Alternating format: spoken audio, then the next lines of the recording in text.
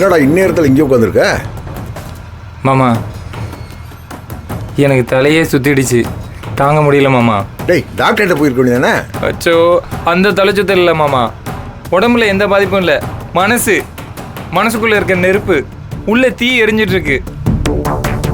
இந்த வீட்டில் நடக்கிற சம்பவங்கள் என்னை உலுக்கி போட்டுருச்சு மாமா. என்னையும் நீங்க நம்பல, அந்த அறிவுக்கரசியை நம்பல. பாவம் அந்த கோடீஸ்வரி வீட்டுக்கு பின்னாடி கூட ஒண்டியா கொடுத்து நடத்திட்டு இருக்கு. ஆனா நீங்க நம்புற தம்பிங்க வேற லெவல், ரொம்ப பிரமாதமா செயல்படுறாங்க. டேய் என்னடா பண்றாங்க? ஆஸ்பத்திரி கிளம்பி போனாங்க. அங்க என்ன நடந்தோ அரையும் குறையுமா சொன்னாங்க. அண்ணி மேல பாசம் வாங்கி இவங்களும் ஆஸ்பத்திரி கிளம்புறாங்க. என்ன யோசிக்கிறீங்க? ஈஸ்வரி அக்கா எந்திரிச்சு வந்தா பிரச்சனையில மாட்டிப்போன்னு யோசிக்கிறீங்களா மாமா? டேய் எதுக்குடா தேவையில்லாம பேசிக்கிட்டு இருக்க? மாமா நீங்க என்ன அடிக்கலாம், தூக்கி போட்டு மிதிக்கலாம். இப்ப பிரச்சனை அது இல்லை, மற்றவங்க. இந்த மாமா மாப்பிள்ளை உறவெல்லாம் ஓரங்கட்டி வச்சுட்டு ஒரு நண்பனா கேட்குறேன். ஈஸ்வரி அக்கா உங்க மனைவி, அவங்க மேல உங்களுக்கு முழு உரிமை இருக்கு. அதுக்குள்ள நான் வரல. ஈஸ்வரி அக்கா கண்மூழிச்சா அதனால உங்களுக்கு பாதிப்பு இருக்கா? இல்ல இங்க எல்லாரும் அண்ணி மேல பாசத்தை பொங்கிட்டு இருக்காங்களே தவிர அண்ணனை பத்தி யாரும் கவலைப்படல. இத நான் ஏன் கேட்கறேன்னா, என் கவனம் உங்க மேல. உங்களை பத்தி நான் கவலைப்படுறேன் மாமா, எனக்கு துடிக்குது. இப்ப சொல்லுங்க, பெரியக்கா எந்திரிச்சு வந்தா உங்களுக்கு பாதிப்பு இருக்கா இல்லையா? டேய் உளராம என்ன நடந்துச்சுன்னு சொல்ற? மாமா ஆஸ்பத்திரியில இருந்து சீக்ரெட் கால் வந்துச்சு. நந்தினி அக்கா, ரேணுகா அக்கா எல்லாரும் கிளம்பி போனாங்க. அங்க என்ன நடந்ததுன்னு தெரியல. இங்க வந்து ஒன்று சொன்னாங்க. ஈஸ்வரனுக்கு என்னாச்சு? டாக்டர் என்ன சொன்னாங்களோ அதை சொல்லுங்க. இந்த மாதிரி கண்ணு முழிக்க லேட் ஆகும்னு சொன்னாரு.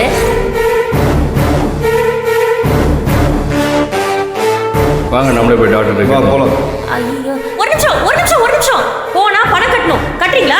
இப்போ என்ன உங்களுக்கு வீம்பு? நீங்க எவ்வளவு நாள் இருந்த மாதிரி அப்படியே எடுத்துட்டு போங்களேன்.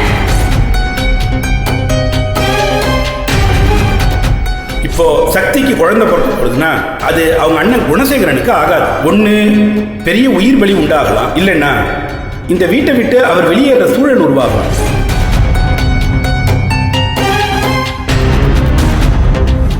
இந்த விஷயத்தெல்லாம் அண்ணங்கிட்ட சொல்ல வேண்டிய அவசியம் கிடையாது. அம்மாவுக்கும் தெரிய வேணாம். போய் 2 பேரும் நிம்மதியாக இருக்க சொல்லுங்க. இதுல பெரிய உள்குத்து இருக்கு மாமா. டேய் உன்னைத்தான் அந்த லிஸ்ட்லேயே சேர்க்கலையே, அப்புறம் எப்படிடா உனக்கு இதெல்லாம் தெரியும்? நாடு விட்டு நாடுக்குள்ள போன ஸ்பை மாதிரி எல்லாத்தையும் ஒட்டு கேட்டேன் மாமா. நீங்க இதுல கொஞ்சம் டீப்பாவே கவனம் செலுத்தணும். ஹேய் நானும் ஒரு முடிவோட தான் வந்திருக்கேன். என்ன முடிவு மாமா? நாளைக்கு தெரியும் பாரு.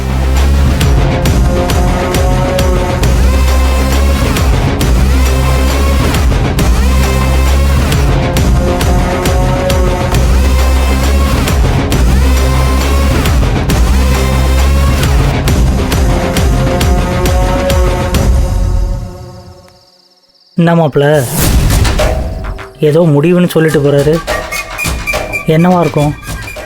எனக்கும் ஒன்றும் புரியலப்பா. ஏதோ முடிவு எடுக்கிறேன்னு சொல்றாரு. எப்பயும் இதே தான் சொல்லுவாரு, ஆனா பெருசா எதையும் பண்ண மாட்டாரு.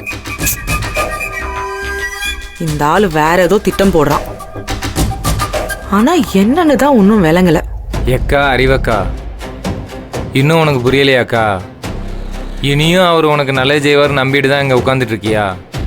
டேய் அந்த ஆள் எந்த ஜென்மத்திலையும் எனக்கு நல்லது நினைக்க மாட்டான். நானும் அவனுக்காக யோசிச்சுக்கிட்டுலாம் இருக்க மாட்டேன். என் தங்கச்சி இந்த வீட்டு மருமகள் ஆகணும். அது வரைக்கும் இந்த வீட்டை விட்டு நான் போக மாட்டேன். இங்க போட்டியே குணசேகரன் மாமாவுக்கும் ஜனனி அக்காவுக்கும் தான். உன்னை கூட்டணியிலிருந்து தூக்கி விட்டு ரொம்ப நாள் ஆகி போச்சுக்கா.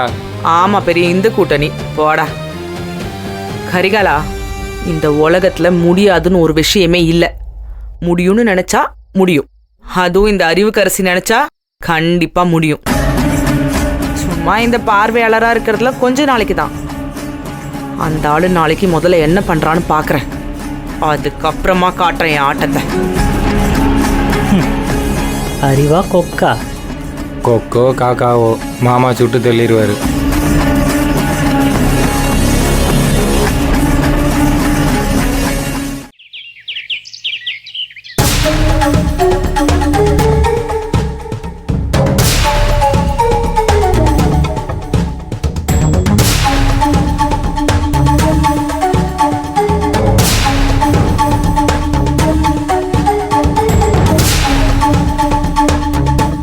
என்னண்ணே பேசணும்னு வர சொல்லிவிட்டு அமைதியாகவே இருக்கீங்க? எப்பா, நான் இனிமே அதிகமாக பேச விரும்பல. நான் சில முடிவுகளை தெளிவாக எடுத்துட்டேன். அதுக்கு முன்னாடி உங்கள் எல்லார்கிட்டையும் ஒரு கேள்விப்பா.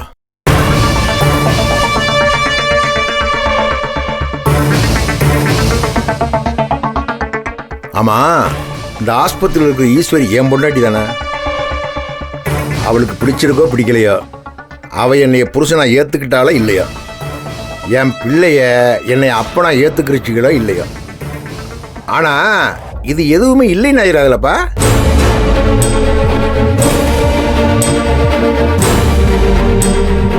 குறைஞ்சபட்சம் நாங்கள் கல்யாணம் பண்ணி வாழ்ந்த காலம்னு ஒன்று இருக்கா இல்லையா?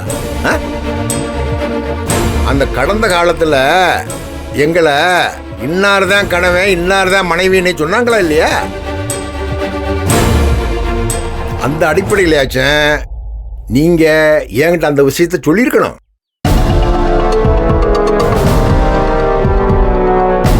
ஆமாப்பா, சொல்லியிருக்கணும். இப்போ உங்களுக்கு என்ன பிரச்சனை? யார் என்ன சொன்னாங்க? யாரோ சொல்லட்டும். நீங்க போய் ஆஸ்பத்திரியில் பார்ப்பீங்க, ஆஸ்பத்திரியில் பேசுவீங்க, டாக்டர் பணம் கட்ட சொல்லுவார், எல்லாம் நடக்கும். ஆனால் எதுவுமே எனக்கு தெரியாது, தெரியக்கூடாது. அப்படித்தானே? அப்ப ஆளு வச்சு எல்லாத்தையும் கேட்டுக்கிருக்கிய. ஏன்? எதுக்கு? அவ ஏன் பொண்டாட்டி,